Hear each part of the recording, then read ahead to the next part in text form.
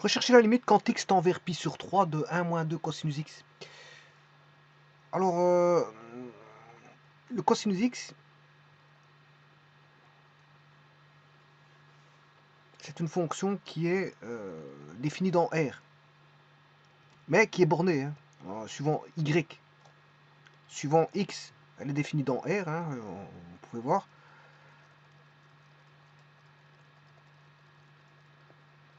Je pourrais continuer comme ça autant que je veux, enfin autant que je veux, jusqu'à la possibilité de zoom, voilà, de cadrage du logiciel, à un moment donné, il n'acceptera plus, parce qu'il y a une limite, hein, il y a une limite à tout, hein, donc les logiciels aussi ont leur limite.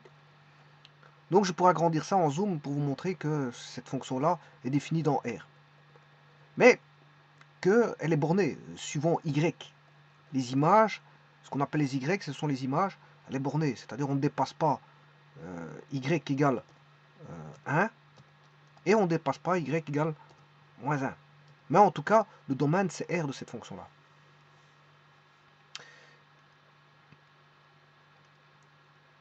Donc, il n'y a rien à redire sur la fonction cosinus. Alors, si je fais 2 fois cosinus, c'est pareil. 1 moins 2 fois cosinus, ben, il n'y a rien à redire. Le domaine du numérateur, c'est R. Donc, ça veut dire que on a cos x fois 2, donc c'est 2f. Ça, c'est 2 fois le cosinus. Hein. Bon, là, il est borné entre moins 2 et 2. C'est normal parce qu'on a agrandi. On a fait une affinité suivant l'axe des y. Donc, on a tout été agrandi de.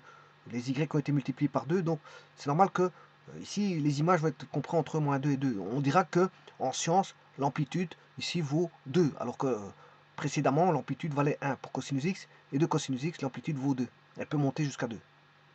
Donc, le maximum sera 2 et moins 2 pour la fonction de cosinus x. Alors bien sûr, à ça, il faut prendre l'opposé. Si j'oppose,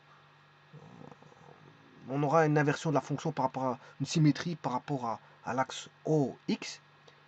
Donc si j'aurai moins P, là c'est une symétrie par rapport à l'axe OX, je m'excuse. Et puis je vais tout monter de 1.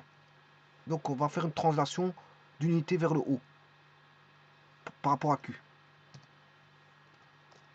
Voilà, donc on a tout monté, donc fatalement les images remontent d'un cran, d'une unité. Donc au niveau des conditions d'existence du numérateur, ben, il n'y en a pas. La fonction est définie dans R. 1 moins 2 cos 2x, je m'excuse, 1 moins 2 cos x, 1 moins 2 cos x est défini dans R. Donc c'est pas ça qui pose le problème. Dans ce qui peut poser un problème, c'est ce qui est au dénominateur. Mais au dénominateur, qu'est-ce que c'est? C'est pi moins 3x. Alors, je vous rappelle que pi est un nombre, hein. C'est un nombre irrationnel. Donc c'est rien d'autre que moins 3x plus pi. Donc c'est comme si on avait ax plus b. A étant moins 3 et b étant valant pi. Donc je peux écrire ceci. En effaçant bien sûr celui-ci. Et là, comme on a une droite, ben, dans toute droite, si vous mettez une droite au dénominateur, il y a une condition d'existence. Puisque si vous mettez une droite au dénominateur, ce qui va se passer, c'est que là, on a ax plus b qui doit être différent de 0, parce que ça, on a affaire à une fraction numérateur, dénominateur. Donc la fraction ax plus b, c'est ax différent de moins b, x doit être différent de moins b sur a. Ça, ce sera toujours le cas. Donc je vous rappelle que là, le a, il vaut 3, moins 3. Moins 3, et le b, il vaut pi.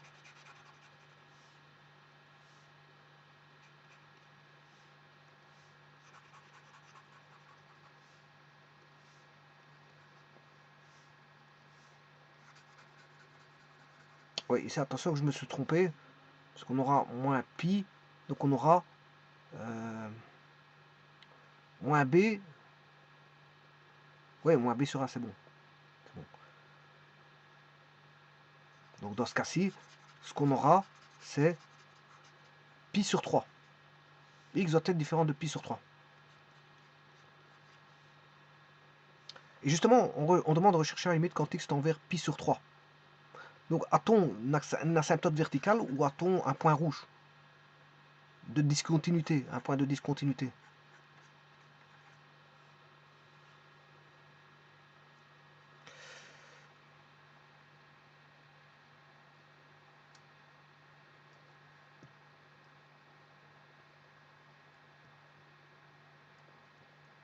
Bon, avant toute chose, voyons voir que vaut le cosinus.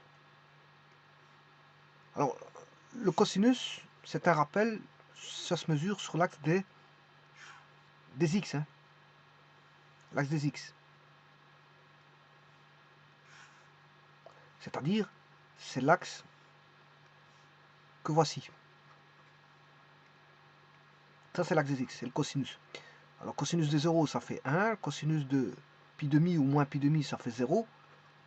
Et là, le cosinus, il vaudra moins 1. Donc, c'est une projection, voilà, d'un point du cercle sur l'axe des x, qui est le cosinus alpha. Encore une chose, c'est que pi sur 3, que vaut pi sur 3? Mais pi sur 3, pi c'est 180 degrés. Sur 3, ben, on divise 180 par 3. 18 divisé par 3, ça fait 60. Ça fait 60 degrés. Donc ça veut dire que on a affaire à 60 degrés. Un angle de 60 degrés. Et un arc de pi sur 3. L'arc vaut pi sur 3. Et la conversion des arcs en radians vers les degrés, ben voilà, on aura pi sur 3, ça fait 180 sur 3, ça fait 60 degrés. Alors le cosinus, on peut connaître le cosinus de 0. Vous devez connaître le cosinus de 0, 30, 45, 60 et 90. Alors cosinus de 0 c'est 1. Cosinus de 30 degrés, attention que c'est tout des degrés ici. Pour 90, ça fait 0. Racine 2 sur 2. Racine 3 sur 2. Et 1 demi. Donc là, ça fait 1 demi pour 60. Ce qui veut dire que là, on a 1 demi. 1 demi fois 2, ça fait 1. Et 1 moins 1, ça fait 0. Donc on aura 0 pour le numérateur. Et le dénominateur, vous aurez compris que pi sur 3 fois 3, ça fait moins pi. Et moins pi plus pi, ça fait 0. Donc on a une forme d'indétermination où je peux directement appliquer l'hospital sans aucun problème. Bon, mais avant toute chose, je vais quand même construire la fonction. On a 1 moins 2 cosinus x. Et bien sûr, on a pi moins 3x au dénominateur. Ça, c'est bien une droite, comme je vous ai dit. Et donc, on fait R sur S. La composition, c'est une division. La voici. Et bien sûr, on monte. Il y a une asymptote ici, hein, bien sûr, horizontale. Hein.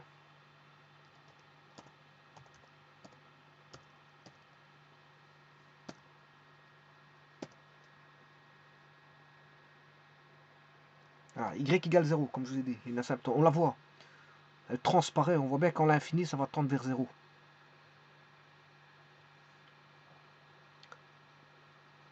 Alors ça, c'est l'asymptote y égale 0. On la voit. Alors, ça tend vers 0. Hein. Que ce soit bien qu'on soit en moins à l'infini, voire en plus l'infini. Voilà, elle tend vers 0.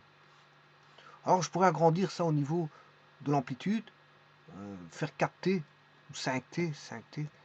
Voilà, là on la verra un peu plus grande. Hein. 5t, voilà, j'ai fait 5t.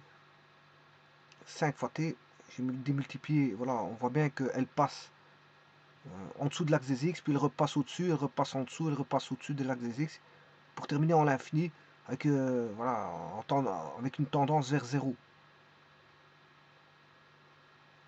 Bon, ben, en tout cas, on n'a pas ça. Hein. Ça, c'est pour mieux la voir, en la démultipliant par 5. Maintenant, je peux faire un zoom de ceci. On demande la limite quand x tend vers pi sur 3. Alors, où est le point pi sur 3? Je vais le positionner.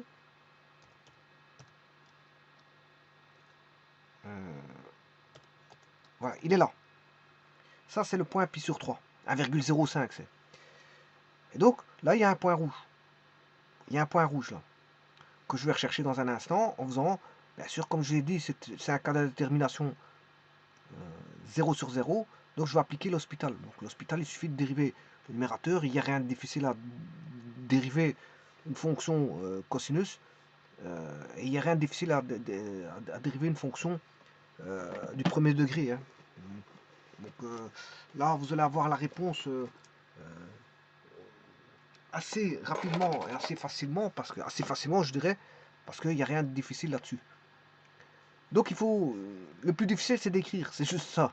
Bon, la limite quantique tend vers pi sur 3 de 1 moins 2 fois cosinus x sur pi moins 3x. Je dois dériver le numérateur et dériver le dénominateur. Si je dérive le numérateur, la dérivée de 1, ça fait 0. Et puis il va rester moins 2 fois la dérivée de cosinus x. Ça c'est une constante, ça sert du signe dérivé. Je rappelle que les dérivées c'est des limites. Hein. C'est des calculs de limites qui sont derrière, cachés derrière. Voilà. Donc on peut sortir une constante de la limite. Donc on peut sortir la constante du signe dérivé. Alors pi moins 3x, si je dérive pi ça fait 0. Et si je dérive moins 3x ça fait moins 3. Voilà. Et la dérivée de cos c'est moins sin.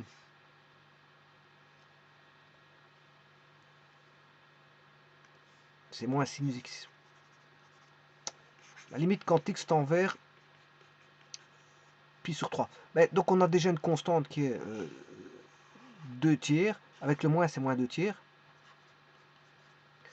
La limite quantique tend vers pi sur 3 de sinus x.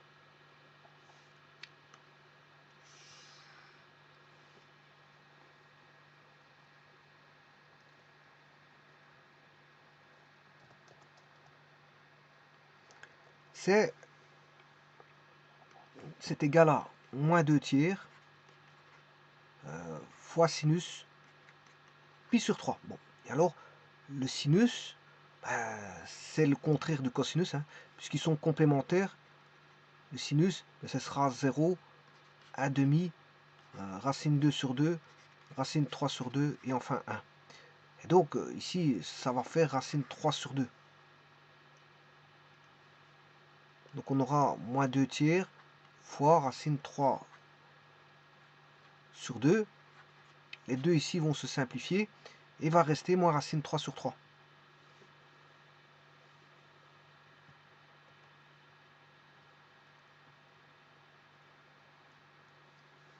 Donc je vais confirmer maintenant au travers GeoGebra que ça fait bien moins racine 3 sur 3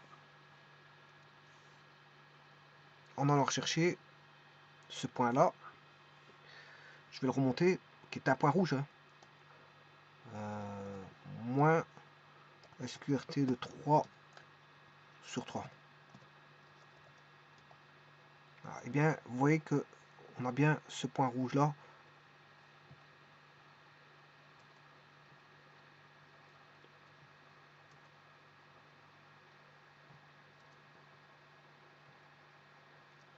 Alors, à quoi c'est dû ce point rouge dans cette fonction? Alors, je ne sais pas si j'ai mis le domaine. Normalement, j'ai mis le domaine. Ouais, je ne l'ai pas mis. Ouais, je l'ai pas mis. J'aurais dû.